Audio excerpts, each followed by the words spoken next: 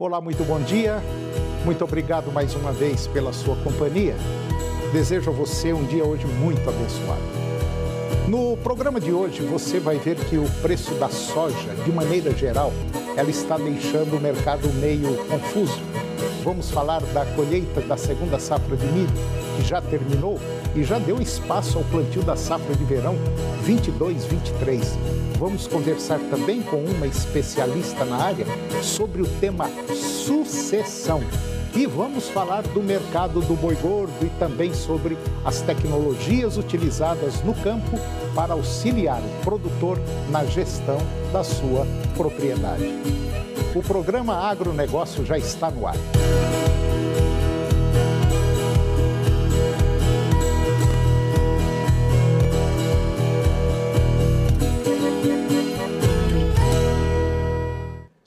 Eu começo o programa de hoje falando sobre o preço da soja, que de maneira geral está deixando o mercado meio confuso, sobe, desce toda hora. Os preços da soja vêm caindo de forma intensa, principalmente aqui no Brasil, neste começo de outubro, influenciados sobretudo pela menor demanda externa. As exportações nacionais de 2022 são as menores em 3 anos. Além disso, pesquisadores do CPEA destacam que a desvalorização do dólar frente ao real, estimativas indicando produção recorde no Brasil e o avanço da colheita nos Estados Unidos reforçaram o movimento de baixa das cotações. Ainda muitos vendedores que buscaram liquidar parte do remanescente da safra 21-22, no intuito de fazer caixa. Do lado das exportações, dados da SECEX apontam que, em setembro, foram escoadas 4.290.000 toneladas de soja grão, 27,8% a menos que em agosto e 11% abaixo do volume de setembro de 2021. E na parcial deste ano, de janeiro a setembro, saíram dos portos brasileiros 70,7 milhões de toneladas do grão, a menor quantidade desde 2019, quando considerado os 9 primeiros meses do ano. Segundo pesquisadores do CPEA, a queda nas exportações brasileiras se deve, sobretudo, à menor demanda da China. E agora vamos falar sobre colheita. No Brasil, a colheita da segunda safra de milho terminou e deu espaço ao plantio da safra de verão 22-23, que andou em um bom ritmo em meio às preocupações com as condições climáticas, principalmente no sul do país. E com o avanço da colheita norte-americana, os preços devem trabalhar mais frouxos no mercado internacional e refletindo no Brasil. Apesar da alta nas cotações no mercado interno, o milho está custando 7,9% menos este ano, em relação a setembro do ano passado. Do lado das exportações brasileiras, o ritmo segue firme. A liberação de compra do grão brasileiro pelo mercado chinês ainda não repercutiu no mercado de milho, mas as expectativas são de incremento no volume embarcado assim que definidos os parâmetros entre as partes. Em setembro deste ano, 6,7 milhões de toneladas foram exportadas, o equivalente a quase 323 mil toneladas por dia, um aumento de quase 138% em relação à média de setembro de 2021. O preço pago por tonelada foi de 283 dólares e faturamento diário de 91 milhões de dólares, com os embarques aumentaram nesse mesmo comparativo 51,3% pelo preço pago por tonelada e 260% pelo faturamento diário. A Companhia Nacional de Abastecimento divulgou em setembro o último levantamento do acompanhamento da safra brasileira de grãos 21-22. A produção da segunda safra foi novamente revisada para baixo no relatório atual frente ao de agosto de 2022, resultado do déficit hídrico em algumas regiões e do ataque de pragas nas lavouras em algumas regiões do país. A expectativa atual é que sejam colhidas 86 milhões de toneladas de milho na segunda safra 21-22, 41,8% acima da produção da safra 20-21. E agora eu vou conversar com Isabel Cristina Ramos de Oliveira. A Isabel é uma expert em uma série de assuntos relacionados a comportamento humano, a estratégias empresariais. Eu a conheço pessoalmente e ela já tem participado de alguns eventos do qual eu já fiz parte e posso afirmar com toda certeza, sem medo de errar, que a Isabel é talvez uma das melhores pessoas para falar sobre comportamento humano, estratégias empresariais do Brasil. Isabel Cristina Ramos de Oliveira, muito bom dia, muito obrigado mais uma vez pela sua companhia e um prazer enorme tê-la aqui no nosso programa para falar sobre sucessão, um tema altamente interessante. Tudo bem? Tudo ótimo, melhor agora. Bom dia, Toninho, bom dia a todos os que nos assistem. É uma alegria poder estar aqui e trocar com você. Bom, Isabel, a gente sabe que, de maneira geral, a maioria das pessoas, empresários, enfim, fazendeiros, seja lá quem for, não está assim muito preocupado com a sucessão. Vai tocando, a família vai crescendo, o filho casa, a filha casa, e lá na frente, uma hora, a bomba vai ter que explodir, estoura, morre vamos dizer, o patriarca e aí está armada a confusão. O que vai acontecer com a empresa ou com a fazenda? É mais ou menos isso? Oh, poxa vida. Falar de sucessão, né, Toninho, para mim sempre um lugar muito efervescente, muito rico, especialmente porque é um tema que ele traz características muito peculiares. É um tema que não sai de moda. Sim, claro. Né? É um tema atemporal. É um tema altamente democrático, porque, afinal de contas, ele toca a todo o empresariado de modo indistinto em algum momento da sua vida, em algum momento aí da sua jornada, não é mesmo? Sim. E isso que você traz é um ponto muito relevante, por quê? Primeiro que a gente contextualiza isso, e eu que trabalho com pesquisa não podia deixar de trazer números, né? O IBGE coloca, né, 90% das empresas brasileiras têm perfil familiar. Quando a gente traz esse recorte, na verdade, quando a gente pega isso e faz um recorte para o agronegócio, nós temos um percentual ainda maior. Segura esse dado. Se eu estou dizendo que mais de 90% tem um perfil familiar, vamos guardar aí esse nome no potinho família que a gente já volta nele. Outro dado, mais de 70% das unidades de negócio fecham quando diante da morte do seu fundador. Quando a gente se defronta ainda com um outro viés, com uma outra perspectiva desse contexto, que é a passagem do bastão, que é a questão geracional, aí os números despencam. E aí a gente tem um achatamento da perenidade, da sobrevida das empresas. Só que tem um equívoco nessa história toda, né, Toninho? Quando você coloca aí no seu lugar de fala a morte, nós ignoramos a nossa finitude. É bem verdade que a ciência, os avanços tecnológicos e científicos têm trazido aí para nós alguns anos a mais de vida. O Homo sapiens está vivendo mais, mas ainda não somos imortais. A gente fala de finitude empresarial, a gente fala dos números da mortalidade empresarial com muita fluidez, mas nós não falamos das nossas próprias, não é verdade? Só fala do outro. Pois é, e nesse contexto, vamos só desmistificar aqui o termo, desconstruir para a gente trazer familiaridade para a questão aqui. O que é sucessão no final do dia, Toninho? Se não o rito de transferência de poder e de capital, ou o bom e velho conhecido termo passagem de bastão. Só que existe uma questão cultural que, a meu ver, é extremamente equivocada. E não é só a meu ver, os números são contra fatos, não há argumentos, quando o que está posto na mesa são os números, são as estatísticas. Infelizmente, o tema sucessão ele é trazido reativamente, Toninho. Só quando a gente está diante do falecimento consumado de um fundador, ou em vias de, ou diante de alguma situação que o tire do fronte dos negócios. E é preciso trazer para a consciência e para a clareza de quem está à frente dos modelos de negócio que sucessão é um projeto. Sucessão é uma estrada que precisa ser pavimentada e construída. E não trazida de modo reativo, como tem acontecido.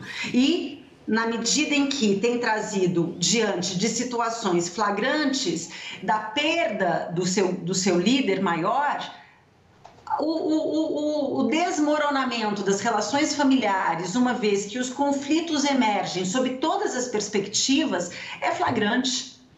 É verdade. Isso que você acabou de falar é o que nós estamos vivendo basicamente no dia a dia. E a família, quando o patriarca, o dono do negócio, ele vai para outro terreno, vai para outro lado, aí há um desmoronamento não só da família, mas como também do lado da sua empresa.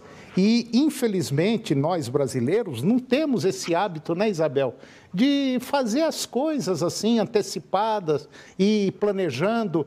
Parece que, de maneira geral, vai assim meio de qualquer jeito. E meio de qualquer jeito chega num ponto que, infelizmente, a situação piora e aí começa a confusão e chega-se, como existem vários casos, até de morte em família, infelizmente. Isabel, e aí... você tem 1 minuto. Você tem 1 minuto. Já me deram o sinal aqui.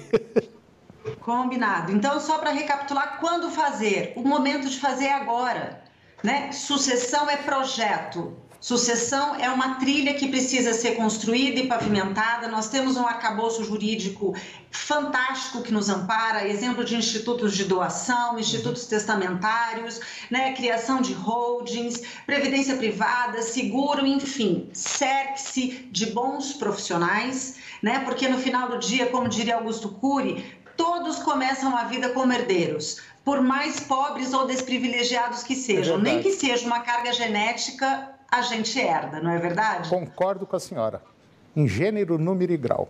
Isabel Cristina Ramos de Oliveira, muito obrigado. Esse é o primeiro programa real que nós estamos fazendo de uma série que vem aí pela frente, ok? Um grande abraço, foi uma honra tê-la aqui mais uma vez e até o próximo programa. Um abraço. Maior. Até logo, tchau. E depois do intervalo, nós vamos falar sobre o mercado do boi gordo, vamos falar também sobre as tecnologias utilizadas no campo para auxiliar o produtor na gestão da sua propriedade. Nós voltamos já, é 1 minuto só.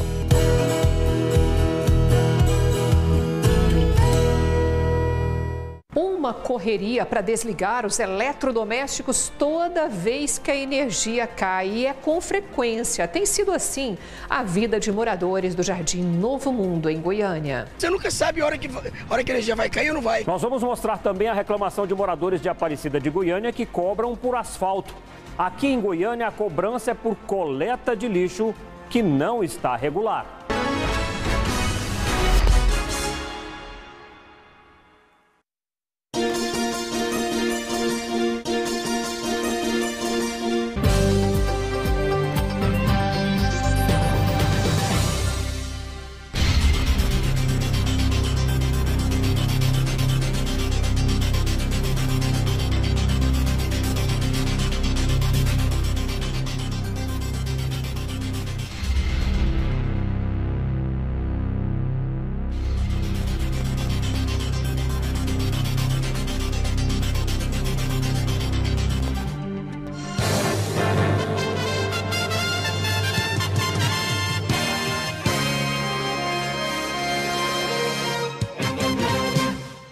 Oportunidade para você que está insatisfeito com seu sorriso e com seu envelhecimento facial. CIOG Pós-Graduação em Odontologia seleciona pacientes para os seguintes tratamentos: clínica geral, implantes dentários e harmonização facial. Interessados, WhatsApp 62 99621 8013. Adivinha que cidade eu estou?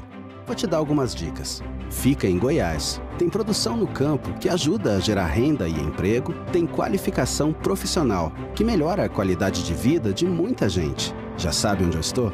Na sua cidade. O sistema FAEG Senar está presente em todas as cidades de Goiás. Ao seu lado, no seu campo, na sua cidade e com toda a sociedade. Sistema FAEG Senar. É de todos, mas feito para cada um. Domingo às 9 horas da manhã, você tem encontro marcado aqui na TV Serra Dourada com o maior realizador de sonhos do Brasil, Real Cap, realizando sonhos, mudando vidas. Real Cap, a marca da sorte. E tem quem diga que a gente colhe o que a gente planta. Bem, quem mora no campo sabe que não é bem assim. Para colher, não basta plantar, é preciso cuidar.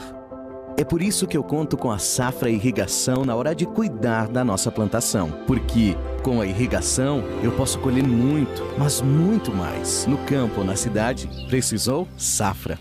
Diversão, belos lances, golaços e muita informação. Eu tô curioso, hein? Vamos curtir junto? Tem SBT Esportes. Agronegócio. Oferecimento Senar Goiás, a maior escola da terra. No campo ou na cidade, Safra Irrigação, 3928 4020.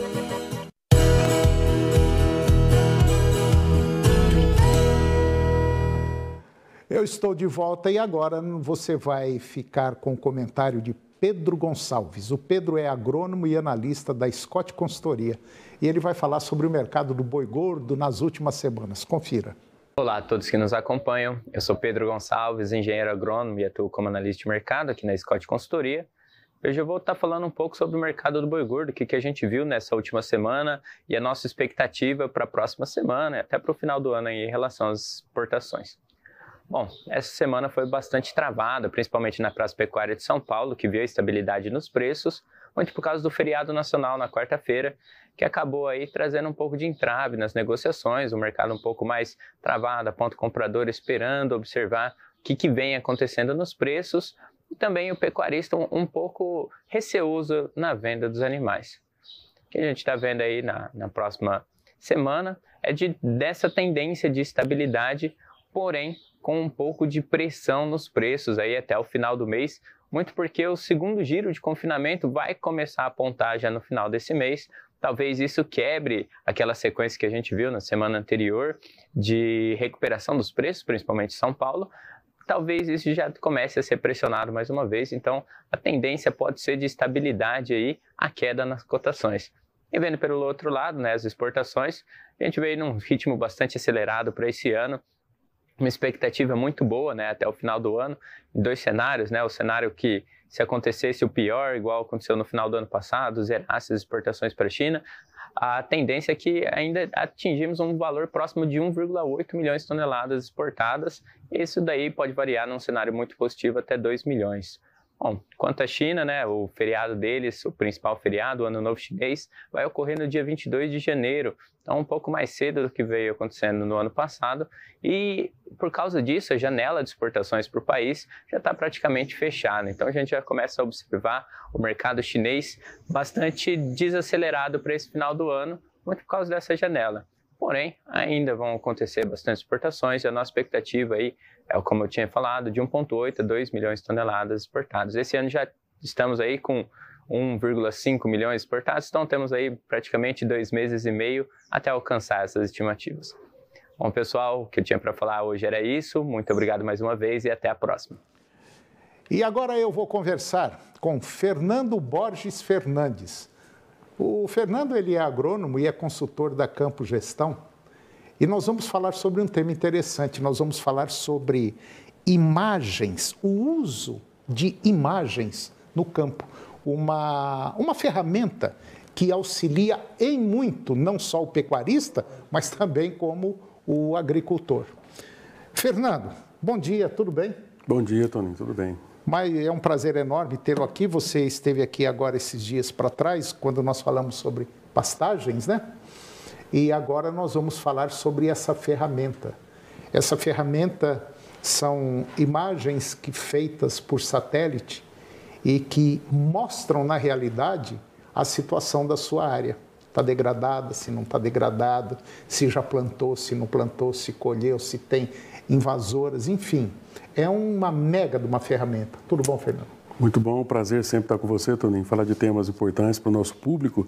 A gente precisa desmitificar muitas coisas e trazer para a nossa realidade algo importante como a imagem de satélite, que você citou, onde todo mundo tem acesso, né? Todos os governos de todos os países, todas as instituições, hoje veem o mundo inteiro através de imagens de satélite. Sim. Isso é usado para nos fiscalizar, para nos mostrar a realidade do campo, para mostrar projetos. Então, a imagem, hoje no agro, ela é uma realidade, só que é uma realidade que a gente precisa trazer alguns pontos que o produtor rural precisa saber melhor utilizar para ter a vantagem competitiva em relação a isso. Ou seja, imagens de satélite, todo mundo pode pegar e tratar. Imagens por drone são muitas vezes, em alguns pontos, mais eficazes, no entanto, elas vão tratar a fazenda como em si, né? Vai trazer possibilidades de pulverizações, possibilidade de saber para onde está indo a nossa pastagem, nossa soja, nosso milho, enfim, a cultura que estiver ali em cima. E, de certa forma, nós já avançamos muito. A pesquisa tem avançado bastante, existem muitas empresas, muitas startups que estão navegando nesse movimento de trazer a imagem para a nossa realidade, e agora chegou a vez do produtor tomar posse disso, né? O produtor precisa entender que a cada dia mais ele vai ter que estar com isso na mão. E hoje, num aparelho celular, você consegue ter imagem tanto do Google Earth, por exemplo, que é o mais famoso, como de imagens com o chamado NDVI. É um diferencial, você consegue ver onde está melhor, onde está pior a sua lavoura, a sua pastagem, e com isso tomar decisões cada vez mais precisas, né? Você me fez lembrar o seguinte, agora, recentemente, conversando com um fazendeiro, um lavorista, e é muito comum falar assim, ele olha na lavoura e ele fala, está tendo, sei lá, lagarta, um exemplo. Aí pega o trator, enche o camburão de veneno e sai jogando veneno na lavoura inteira. Bom, o que acontece hoje quando você tem essa condição de ter essas imagens? Você identifica os focos, né? Aonde tem, e só aplica o produto aonde tem o problema. Isso, nós temos que defender toda a tecnologia complementar que está por trás disso aí, né? Nós temos que entender que uma boa análise de solo ainda é uma solução efetiva, que a conservação de solo com manejo de irrigação, com manejo de desvio da água, tudo isso não é delimitado, não deixa de existir por conta da inovação tecnológica. No entanto, isso aliado à imagem de satélite, a uma boa análise de solo, a a aplicação de adubo diferida, a gente chama, né, com o lugar onde precisa de mais potássio, mais nitrogênio, tudo isso junto culmina numa boa imagem de satélite, numa boa imagem de drone para a tomada de decisão. Então, o produtor tem que estar muito atento para usar efetivamente isso. Isso não é mágica, né, Toninho? Não é mágica. Quando você vê na tela de um computador, com imagens muito boas que estão passando aí, quando você vê na tela de um celular, isso não aconteceu por mágica, né? Tudo aquilo ali tem um porquê, tem uma pesquisa, tem um estudo que foi feito anteriormente. E quando a gente chega no ponto de poder usar essa imagem, aí você vem para o ponto de pulverizar pontualmente.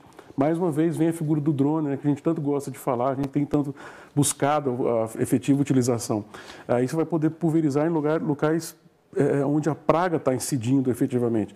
E não só no drone, mas existem pulverizadores onde você abre, os bicos são abertos naquele momento, naquela localização efetiva, com muita aplicação tanto de imagem de satélite quanto de tecnologia de GPS, que é uma tecnologia bem mais antiga, né? Mas hoje a gente consegue juntar todas as tecnologias e ter a efetivação que a gente precisa. Fernando, é um negócio muito interessante essas imagens.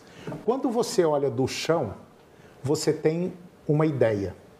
Quando você olha de cima, pode ter certeza absoluta, muda tudo, não muda? E aí a gente tem que lembrar dos sensores, né? O que é mais chique nisso tudo não é que nós temos uma câmera fotográfica lá em cima, nós temos sensores. Esses sensores captam diferenças de cores, diferenças de umidade, diferenças de distância. Hoje, por exemplo, a gente tem um trabalho bacana que está sendo feito com LiDAR. É um tipo de laser, né, que é passado nas fazendas. A gente consegue ver a altimetria com precisão de 50 centímetros. Nossa, então, você imagina, de 50 e 50 centímetros eu tenho um ponto daquela propriedade, um ponto com altitude. Então, quando eu vou dimensionar água, irrigação, tudo isso aí fica muito mais fácil. Se eu pegar um pasto, por exemplo, uma pastagem meio grande aí, eu tenho condição de saber se está degradado ou não está, porque às vezes você vê um pedaço, ele pode estar degradado e o seu olho pode ser tapeado. Agora, de cima não, né? Isso, aí tem a visão que nos dá a imagem. Com os sensores a gente vai conseguir ver outras coisas mais, a incidência de praga, a incidência de falta de nutriente na planta. Tudo isso aí que a gente tem falado, essa é uma série de informações muito interessantes. No entanto, naquele momento lá na propriedade que o produtor precisa tomar decisão, né, a gente precisa ter os parâmetros muito bem direcionados. O produtor vai tomar decisão com base em parâmetros técnicos, agronômicos, zootécnicos e a intenção é que daqui a pouco nós consigamos ter isso para melhores rentabilidades. E você faz esse trabalho, né? A gente tem parceiros, nós atuamos com a parte de gestão, mas nós temos parceiros em todas as etapas, né? Esse é um trabalho que a gente tem evoluído bastante, eu tenho tido muita satisfação de ver os resultados, porque aquilo que a gente tem falado sempre, né? A gente não consegue medir, não consegue gerenciar o que a gente não consegue medir, a gente não consegue avançar sem entender que a lavoura, que a pastagem é uma lavoura. No entanto, quando chega nesse nível de tecnologia, nós conseguimos dar um avanço, um salto muito grande lá na frente, na melhoria dos resultados das fazendas como um todo. Eu vou dar um exemplo aqui simples, coisa banal. Meu vizinho, eu tenho um sítiozinho, sítio mesmo, não precisa pensar que é coisa grande, né? Sítio. E o meu vizinho tem lá 20, 25 alqueires. E ele resolveu reformar a pastagem. Ah, não, vou tacar grade em tudo nisso aqui. Eu falei, rapaz, isso vai ficar uma nota alta. Por que você não faz um trabalho? Até eu falei, faz um trabalho de satélite, de fotografia. Não, você está maluco, não precisa não. Rapaz, faz que você vai ter surpresa. Depois de muito custo, ele fez. Resumindo a história, apenas 5% da área dele estava degradada. O resto estava ruim, mas tinha muito capim ainda, entendeu? Então era recuperar aquele capim, não é refazer o negócio. Então é isso que a gente está querendo que você entenda. Um trabalho feito via satélite, com fotografias de alta precisão, pode fazer com que você economize muito dinheiro e pode fazer a sua propriedade rural transformar numa outra coisa que você nem imaginava. Altamente produtiva, né? Isso serve tanto para o diagnóstico, momento diagnóstico, que é antes e depois acompanhamento. Então, ele consegue medir como está e depois acompanhar a evolução. E não tem nada na vida que você possa fazer e dar certo, a não ser que você chute e entre 1000 dá certo. Você tem que ter medidas, você tem que ter números para saber o que pode, o que não pode, o que deve, o que não deve. Esse trabalho de levantamento fotográfico via satélite é um negócio realmente, se você que está nos acompanhando é produtor, tanto pecuarista quanto lavorista, não deixa de procurar isso aí antes de tomar alguma decisão meio precipitada que você pode estar dando com os burros na água, certo? Isso, hoje em dia, é usar a tecnologia do jeito correto, né? É isso aí. Fernando, mais uma vez, muito obrigado pela sua presença, muito obrigado mesmo. E é como eu falo, é esse tipo de conversa que a gente vai levando e as coisas vão dando certo. Obrigado, Fernando. Eu que agradeço mais uma vez, estamos à disposição também. E o nosso programa chegou ao fim. E eu termino o programa de hoje com a seguinte frase: você nunca sabe que resultados virão da sua ação, mas se você não fizer nada, não existirão resultados. Um grande abraço, muito bom dia, muito obrigado pela sua companhia, que Deus os abençoe. E até o próximo programa.